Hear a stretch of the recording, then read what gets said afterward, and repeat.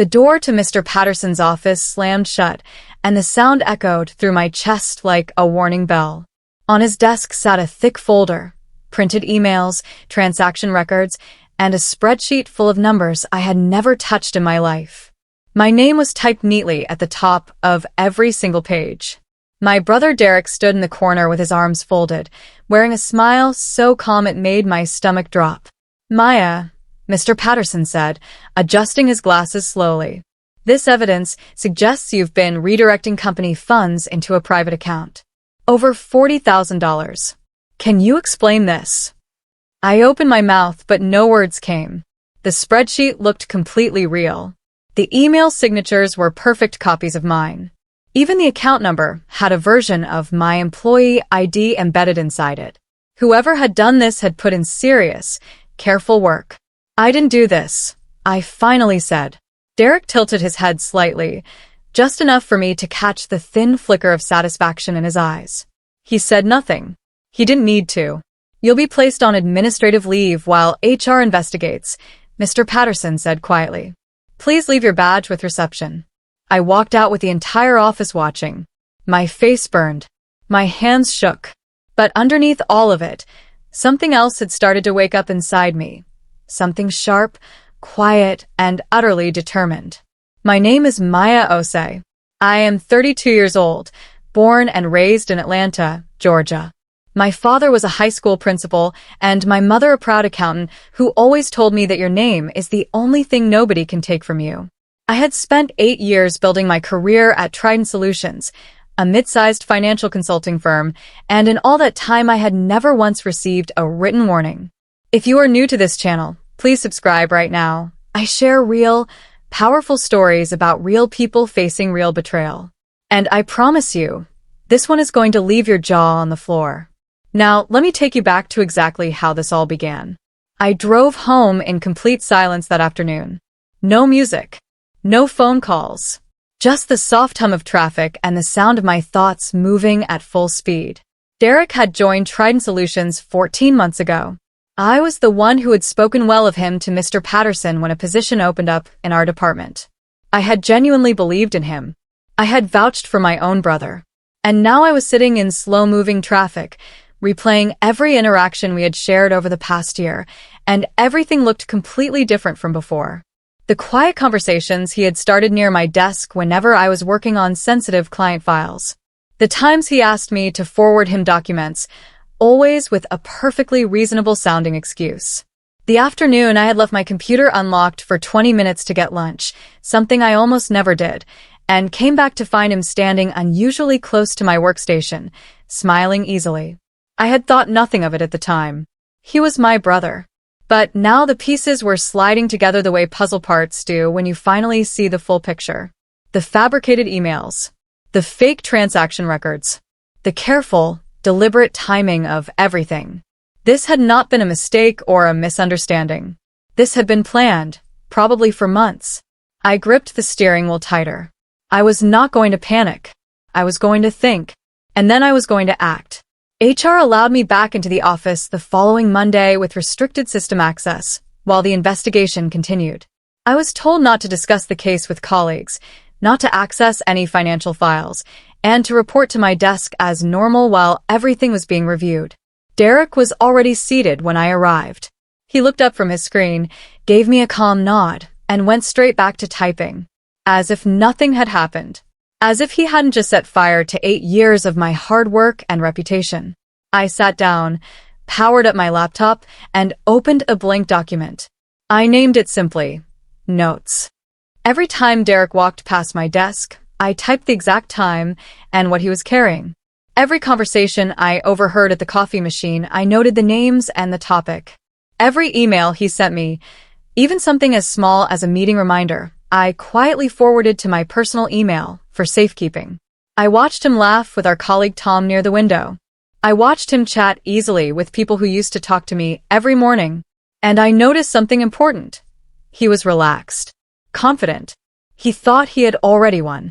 That afternoon, our colleague Simone glanced at me across the office with a careful, uncertain look, the kind that told me she wasn't entirely sold on the story she'd been told. That small moment cracked something open. I wasn't as alone as I'd felt walking out of that office. 3 days after I returned, I found the first real crack in Derek's story. I had been carefully reviewing the documents HR had shared with me as part of my own defense. While going through the batch of flagged transactions, I noticed something that made me stop completely. One transaction had been time-stamped at 9:47 in the morning. On that exact date, I had been inside a 2-hour client presentation with Mr. Patterson and 3 other team members, a meeting that was logged in the company calendar and had a physical sign-in sheet attached. I could not have made that transaction. I had living, documented proof of exactly where I was. I did not shout about it. I didn't go straight to Mr. Patterson and wave the papers in his face. Instead, I printed the calendar entry and the sign-in sheet, attached them to a short email, and sent everything directly to the HR officer handling my case. I kept the language simple and professional. I noticed this discrepancy and wanted to flag it for clarification. Within 24 hours, I noticed something shift in the atmosphere. 2 colleagues who had been avoiding eye contact began glancing toward Derek's desk with quiet uncertainty instead. He hadn't noticed the shift yet, but the ground beneath his feet had moved, just a little. And in a structure built entirely on lies, even the smallest movement matters. I needed allies, but I had to be very careful about how I went looking for them. Approaching the wrong person would get back to Derek immediately. He had spent 14 months learning exactly who in the office talked too freely and who could stay quiet. I had watched him do it methodically and patiently. Now I was going to use that same knowledge in reverse. I started with Simone. We had worked side by side for 5 years, and she had always been careful and fair. I didn't say much, just asked her casually over coffee one morning whether she had noticed anything unusual in the client account records lately. I kept my voice light and my question vague, as if I was simply making professional conversation. She paused. Then she said, very quietly, there was something off in the Hargrove account back in March. I flagged it to Derek, since he was managing that file. He said he'd look into it. I never heard another word. I kept my expression neutral. Did you put that in writing? She thought for a second. I sent him an email about it. I should still have it in my sent folder. I nodded once and changed the subject smoothly. But inside, my pulse had picked up sharply. Derek hadn't just set me up overnight. He had been practicing for months, carefully testing what he could get away with before making his biggest move. Derek sensed something had shifted, even if he couldn't name it. He didn't say anything directly, but I could see it in the way he watched me now. The easy confidence he had been wearing since the investigation started was tightening into something more guarded. He started eating lunch at his desk instead of the break room. He stopped joking with Tom as loudly as he used to. He began arriving earlier and staying later, as if he needed more time to manage things he hadn't expected to manage. That week, 2 things happened that showed me his strategy was entering a new phase. First, our junior analyst Felix mentioned to me that Derek had told him, very casually, almost as a side comment, that I had always been jealous of Derek's progress at the company, and that the investigation wasn't entirely surprising to people who really knew me. He was constructing a character for me before anyone had officially asked for one. Second, my cousin Yemi called to tell me Derek had phoned her over the weekend. He said I was going through a difficult time and that the family should be patient with me. He was shaping a narrative about my mental state before anyone had even requested an explanation. But overconfidence always creates gaps. Derek was beginning to leave them, small ones at first, but each one mattered. When someone builds a lie that large, the cracks always eventually find the surface.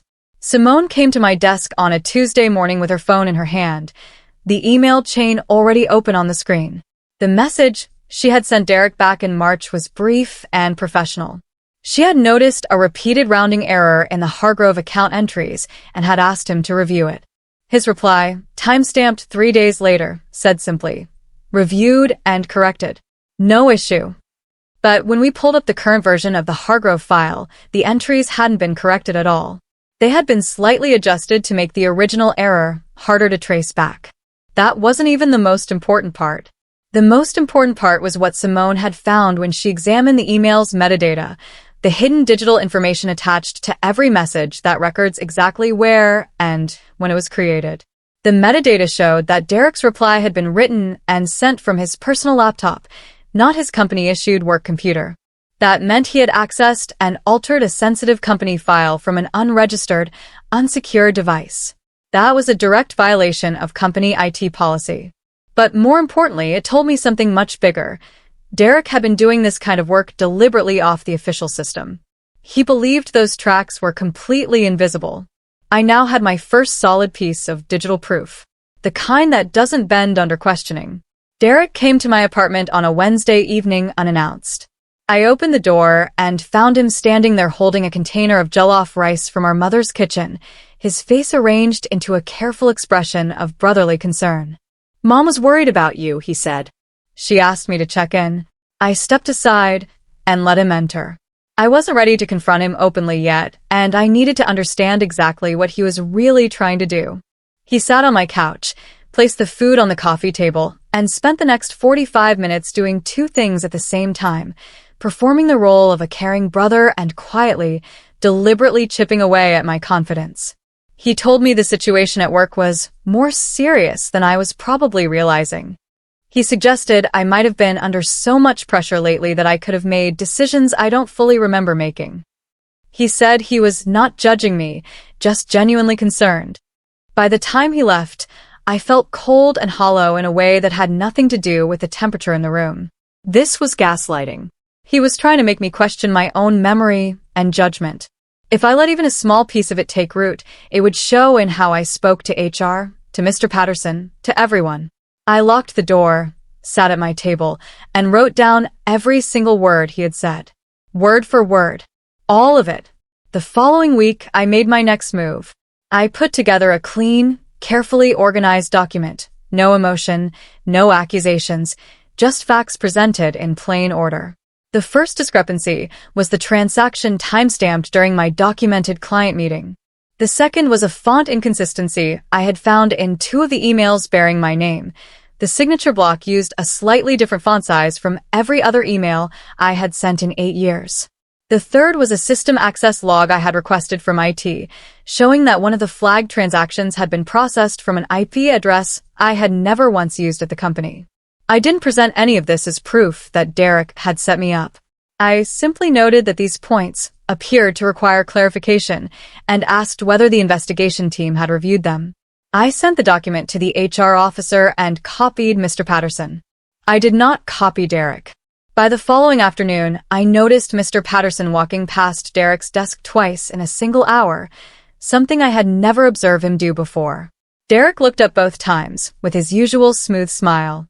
But I could see the slight stiffness that had appeared in his shoulders. It hadn't been there the week before. His story was developing gaps he couldn't easily fill. And the people who were supposed to believe him completely had started, very quietly, asking questions instead. Mr. Okafor called me into his office on a Friday afternoon. He was the senior department head, 2 full levels above Mr. Patterson, and in 8 years at Trident Solutions I had worked directly with him on only 2 major projects. He was a man of very few words and extraordinarily sharp eyes. He didn't offer me a seat right away. He stood at the window with his hands in his pockets for a long moment, looking out at the courtyard below. Then he turned and studied me with an expression I couldn't quite read. "I remember the Lake Bridge audit," he said quietly. 2 years ago. You caught an error that saved the client over $400,000. Patterson gave you a formal commendation." "Yes, sir," I said. He nodded once slowly. "I've been watching how this situation has unfolded. I have some questions of my own about the timeline of events." He said nothing more specific, but he didn't need to. He was telling me, carefully and professionally, that he was paying very close attention and that he was not satisfied with what he had been told. I left his office feeling something I hadn't experienced in 2 full weeks, like I was not standing completely alone. Derek had noticed the meeting from across the room. I could tell by his expression when I walked back to my desk. The comfortable confidence had shifted, just slightly. What had replaced it looked a great deal like frustration. Mr. Okafor moved quietly. That was simply how he operated. He requested a full internal audit of the department's financial activity covering the past 18 months. He announced it during a brief Monday morning team update, a routine procedural step during any open HR investigation, he explained evenly. No names were mentioned. No accusations were made. It simply had to be done. Derek sat very still during the announcement. The audit team arrived on Wednesday morning. 2 external consultants with no prior relationship to anyone in our department. They requested complete access to all transaction logs, email records, and system activity reports going back to the beginning of the review period. I had already submitted my documentation to the HR officer. Now the audit team had access to everything Derek had ever touched in the company's systems. By Thursday afternoon, I noticed one of the consultants spending a long, uninterrupted stretch of time at her workstation, comparing 2 sets of documents side by side. She wrote something in her notepad, paused, then wrote again. She didn't look up from the page. That evening, I received a short email from Mr. Okafor. It contained no message in the body, only a subject line. It read, "Stay patient." I read it 3 times. Something buried beneath months of careful erasure was being uncovered. And Derek had no idea how deep the audit team was prepared to go. Derek confronted me in the hallway on Thursday morning. It happened near the printer room, in full view of at least 5 colleagues. He stepped directly into my path and stopped, his voice calm but deliberately pitched just loud enough to carry. "Maya," he said, "I really think we need to talk. As family, not as co-workers. This whole situation is getting out of hand, and honestly, if you just came forward with something, even partially, people would respect that. Honesty goes further than people think." Every person within earshot had gone completely quiet. I took one slow breath. I kept my hands loose at my sides. I held his gaze without blinking and let 3 full seconds of silence pass before I said a single word. "Derek," I said, my voice completely steady, "I appreciate the concern. When the audit is finished and the full picture is in front of everyone, I'm confident it will be very clear what actually happened. Until then, I think the best thing is to let the process run its course properly." I picked up my printing from the tray, gave him a brief, polite nod, and walked calmly back to my desk. Behind me there was no laughter, no murmuring in his favor. Just complete silence. Derek had expected me to stumble or react emotionally. Instead, I had given every person watching a quiet reason to look at him differently. I could see it in the way his jaw tightened when I said, "the full picture." He knew exactly what those 2 words meant. I spent that entire weekend at my kitchen table, surrounded by 8 months of old financial reports spread across every available surface. The audit team had the system records well covered. What I was looking for was something slightly different, a behavioral pattern. If Derek had deliberately altered my files to build a case against me, the probability was high that he had done something similar before, on a much smaller scale, to test what he could quietly get away with. I worked through everything methodically. I wasn't searching for large, obvious errors. Those would have been flagged by the system already. I was looking for micro-adjustments. Entries changed by amounts so tiny they looked like harmless rounding differences individually but which collectively pointed somewhere deliberate. By Sunday evening, I had found 4 separate instances across 3 different client accounts. Each one involved a small adjustment, never more than $200, made to figures I had originally submitted. In every case, the adjustment made my original work look slightly imprecise, as though I had a recurring pattern of small inaccuracies. Individually, none of these was large enough to trigger any alarm. Together, they painted a very clear picture of someone quietly and patiently constructing a case against me, month by month, long before the $40,000 accusation was ever put on the table. I organized everything into a clean, labeled document and printed 3 copies. The evidence was building into something that could no longer be easily dismissed. The Monday team meeting started exactly the way every Monday meeting did. Mr. Patterson ran through project updates, upcoming deadlines, and a few client notes. Derek sat 2 seats to my left, contributing smoothly to every discussion, polished and professional as always. Then Felix, a quiet junior analyst who almost never spoke up in large group settings, raised his hand slowly. I have a question about the Dunmore account, he said, his voice careful and measured. I was going through last quarter's reconciliation report and I noticed the figures don't match the original submission. I just want to understand whether there was an authorized revision, because I can't find any approval noted in the activity log. A small ripple of attention moved through the room. Mr. Patterson frowned slightly and asked Felix to send him the specifics after the meeting. Derek answered smoothly. That might have been a minor update during the final review cycle. I can look into it if that helps. But I noticed two things very clearly. Felix had not addressed his question to Derek at all. And Mr. Patterson had not looked at me during the exchange. He had looked directly at Derek. After the meeting ended, I passed Felix in the corridor.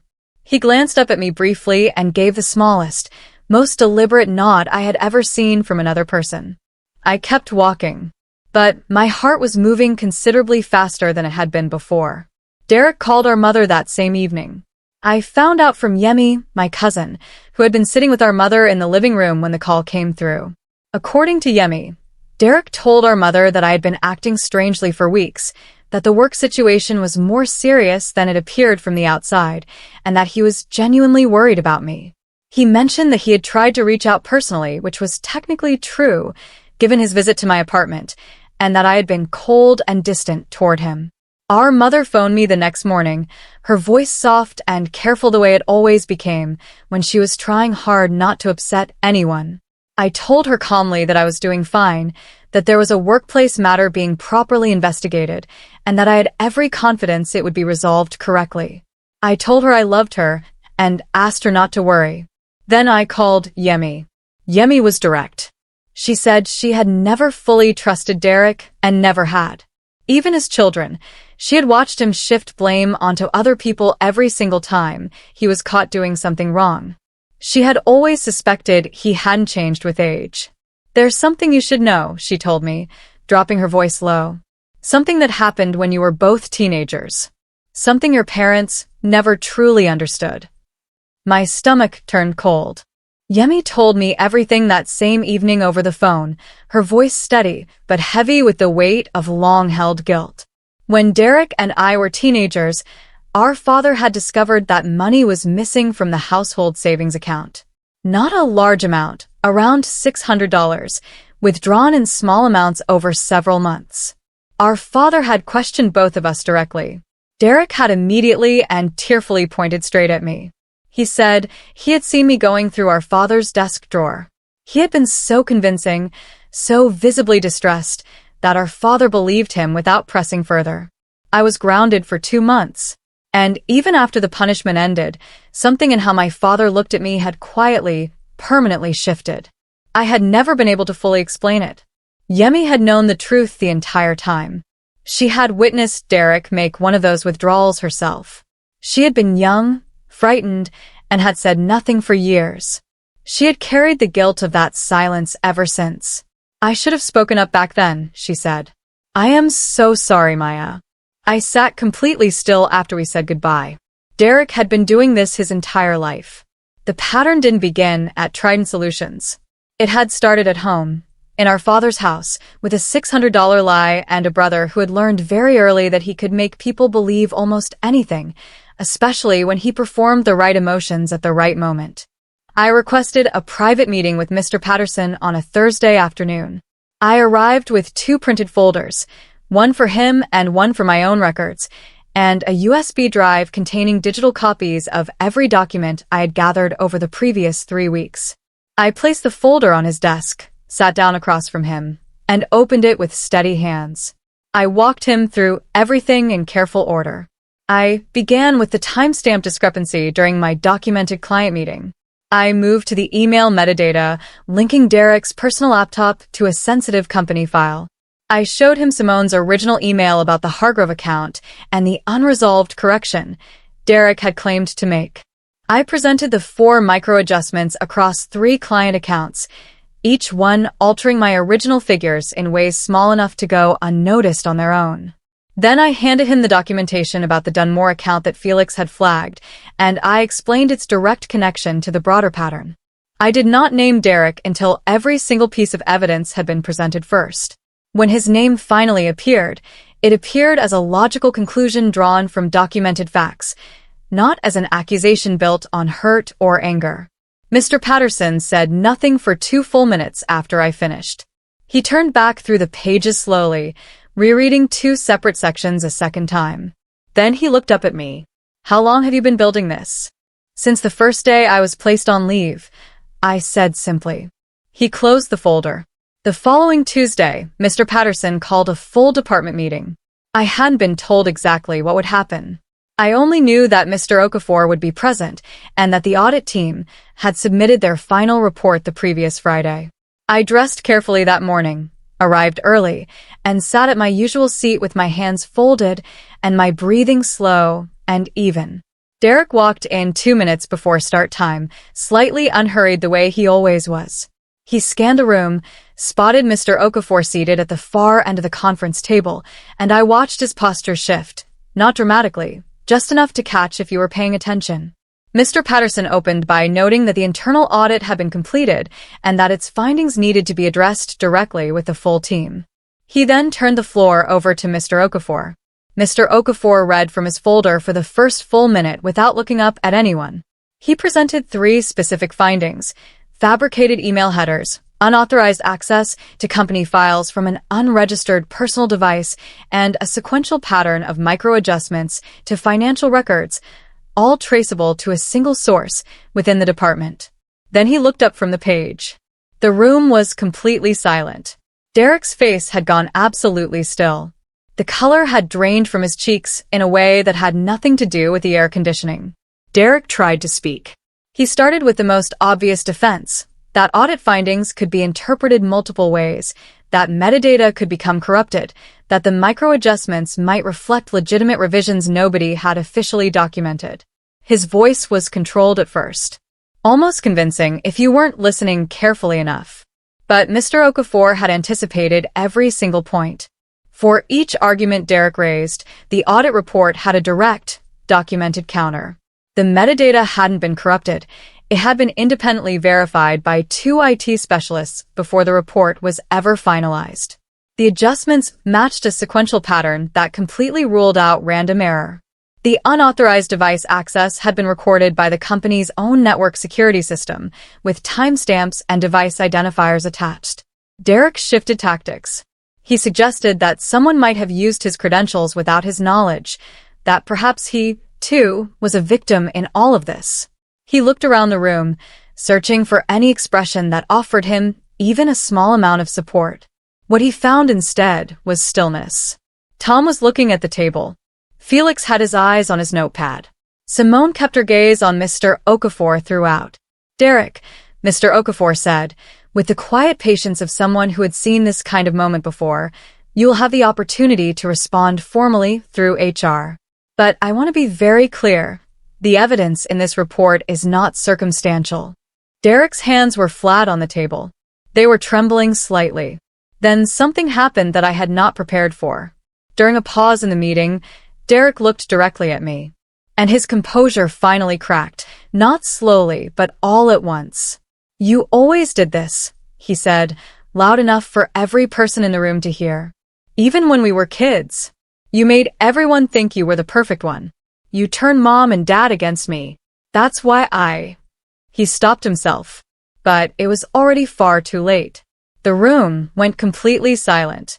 Everyone had heard exactly what he almost finished. "That's why I—" He looked around, realizing in real time what his own words had just done. The incomplete sentence told a story entirely by itself. Not a full confession. Not yet. But something raw and unguarded that cracked open 14 months of carefully constructed performance in a single, unplanned moment. I did not react. I didn't lean forward, raise an eyebrow, or allow my expression to change in any visible way.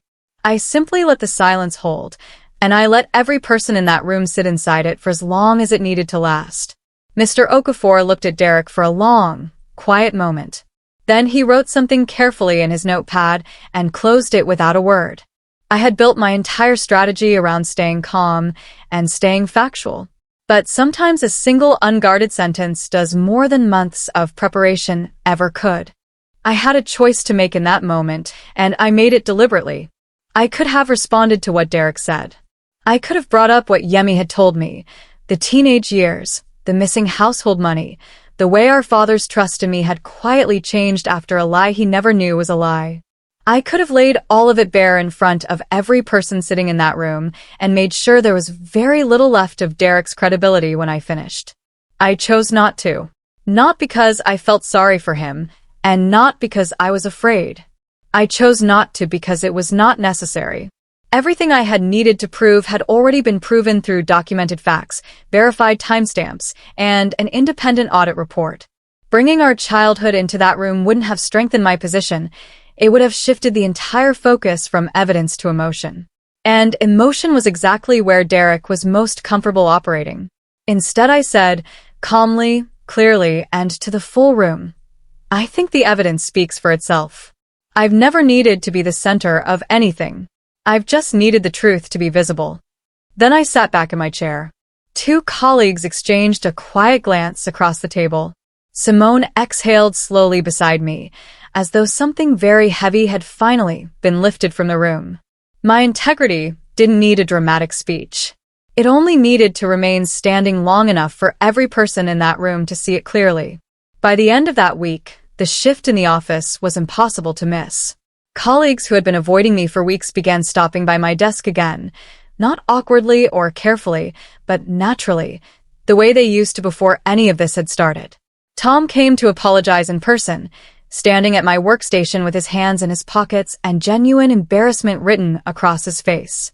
He said he should have asked more questions early on instead of assuming. I told him I didn't hold it against him, and I genuinely meant every word. Felix found me in the break room and said, simply and quietly, I'm really glad you didn't give up. Simone placed a cup of coffee on my desk on Friday morning without saying a single word. She set it down, gave me a brief nod, and walked back to her own work. That was Simone's version of a standing ovation, and I received it exactly that way. Even clients were beginning to take notice. 2 account managers reached out directly to confirm they preferred continuing to work with me, having heard through professional channels that my position was being fully reinstated.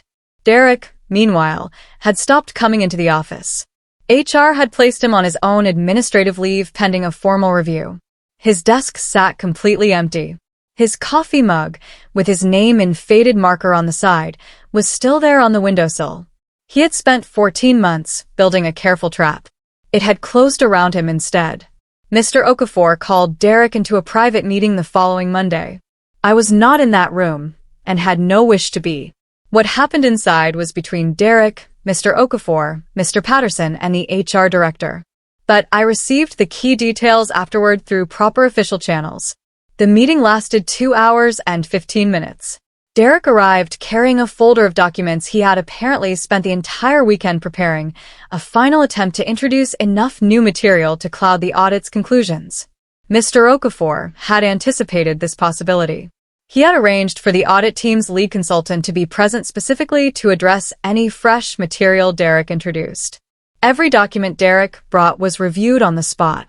Each one either directly contradicted his own earlier statements or contained metadata inconsistencies that the consultant identified in real time, right there at the table. By the end of the second hour, Derek had gone completely quiet. He was formally informed that his employment at Trident Solutions was being terminated immediately on the grounds of unauthorized file access, deliberate falsification of financial records, and the attempted defamation of a fellow employee. He was further informed that the company's legal team would be reviewing whether the matter required escalation beyond the internal HR process. He left the building that afternoon carrying a small cardboard box. I watched from across the car park. I felt no triumph at the sight of it. Just a deep, settling stillness, the kind that comes when something that should have happened a long time ago finally does. I should have known Derek wouldn't accept the outcome quietly. 2 days after his termination, the IT department forwarded me an email Derek had sent directly to 3 senior clients at Trident Solutions. In it, he claimed that the internal investigation had been compromised, that key evidence had been deliberately withheld, and that I had colluded with the audit team to produce favorable results. He had attached a document that appeared to support his claims, a version of one of the original transaction files that looked subtly different from the version the audit team had reviewed. My first instinct was alarm. My second was far more useful. I had kept copies of absolutely everything. Every version of every document I had received, submitted, or referenced throughout the investigation was stored on a secure external drive and backed up in cloud storage. I had started doing this on the second day of my administrative leave because I had known even then that Derek would not stop at a single attempt. I forwarded the email chain to Mr. Okafor immediately, along with a clean side-by-side comparison showing exactly what had been changed between Derek's version and the authenticated audit copy. Our IT security team needed less than 4 hours to verify the result. The altered document was traceable directly to a device registered in Derek's name. His final move had become his final proof. The trap he had spent so long building had now caught him in it 3 separate times. I walked into Trident Solutions on a Monday morning 6 weeks after that first terrible meeting in Mr. Patterson's office, and the feeling was not what I had expected. I had imagined relief. I had imagined something cinematic, a moment where everything crystallized at once, and the world felt as bright as the end of a long storm. What I actually felt was something quieter and far more solid than that. I felt like myself.